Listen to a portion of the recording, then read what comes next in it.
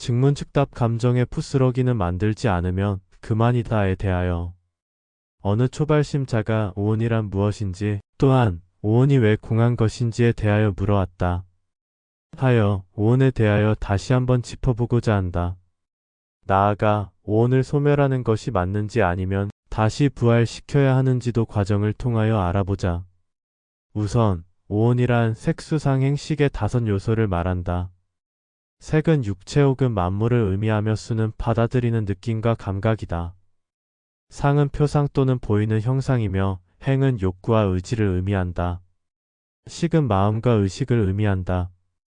또한 오온은 6가지 근원 아니 피설신의의 대상이 되는 6가지 경계인 색, 성향, 미촉, 법과 연동된다.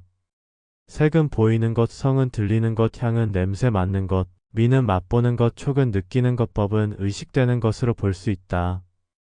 즉, 오온은 자신의 신체 감각을 통하여 느껴지는 모든 감정과 의식을 말한다. 수행자들은 이런 자신의 오온을 소멸시키거나 줄이려고 각자마다 다양한 방법으로 수행자의 길을 간다. 그런 과정에서 수행 방법으로 오온의 덧없음을 직접 체득하고자 고행의 길을 가기도 하고 참선도 하게 된다. 고행을 통하여 직접 자신의 육체의 한계 끝까지 가보아야지만 깨침의 근기가 튼튼해져 마음이 흐트러지지 않는다. 육체적 고행이 없이 머리로만 아는 고행은 쉽게 무너지게 반드시 어떤 형태로든지 육체적 고행의 과정을 거쳐야 한다. 고행과 참선이 반복되는 과정에서 오온의 덧없음을 알게 되는데 이때 드러나는 것이 만물의 공한 성품인 공성이다. 또한 자신의 의식의 번거로움과 부질없음을 관하면 무아라고 하는 의식의 소멸 상태에 이르게 된다. 공성은 무한한 허공성이어서 집착의 대상이 사라지며 무아는 정멸한 의식이어서 번뇌가 일어나지 않는다. 이렇게 모든 집착과 번뇌가 소멸한 공성과 무아는 고행과 참선을 통하여 얻은 결과이다.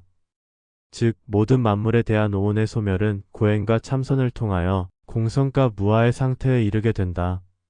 이렇게 되면 깨쳤다고 하여 선문답도 하게 되고 깨친 순간을 시로 표현하는 오도성도 짓게 된다.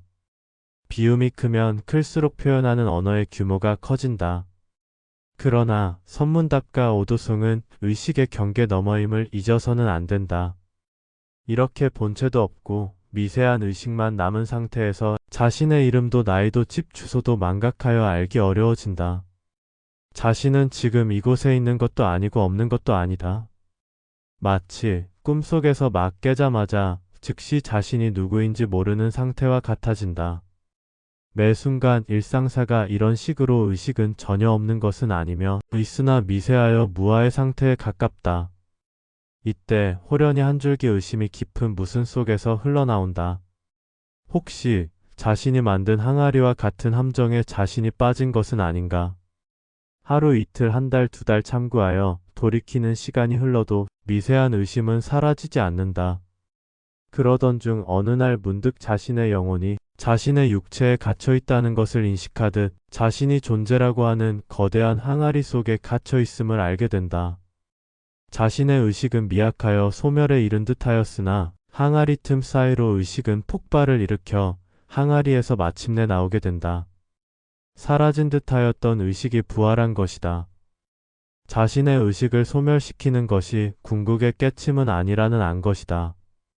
의식의 완전한 소멸이란 애당초부터 헛개비를 쫓는 일이었다.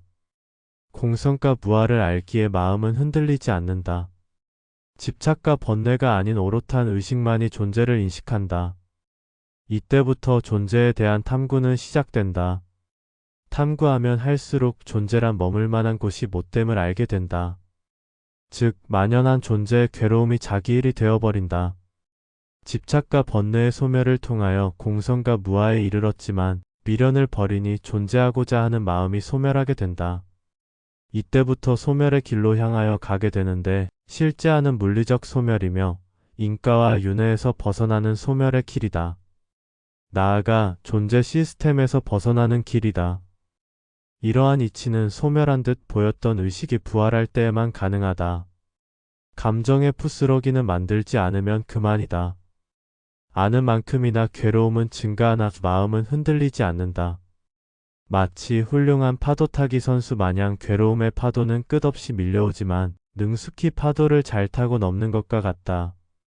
주어진 인연이야 어쩌겠는가마는 인연 만들기를 최소화해야 한다. 상대방이 아무리 미워도 상대의 행동이 미운 것이지 상대방 자체가 미워서는 안 된다.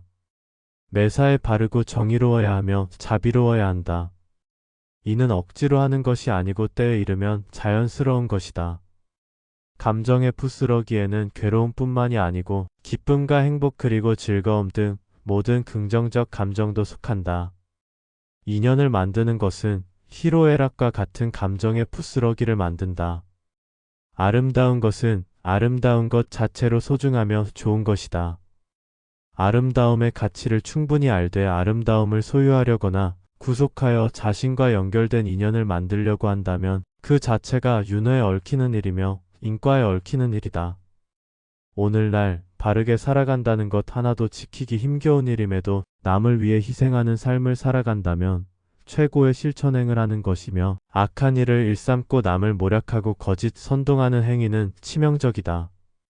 비록 어느 정도의 악은 무시되는 무작위 윤회 시스템일지라도 악한 행위를 심하게 저질러 자신의 사후의 세계를 알게 된다면 미쳐버릴 것이며 맨정신으로 견디기 어려울 것이다.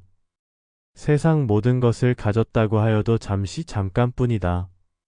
악한 죄를 원인으로 짓고 나 몰라라 결과를 안 받으려고 해봐야 언젠가는 결과로 돌아오게 되어 있다. 돈과 권력의 노예가 되면 존재 시스템에서도 노예가 되어 영원히 벗어나지 못한다.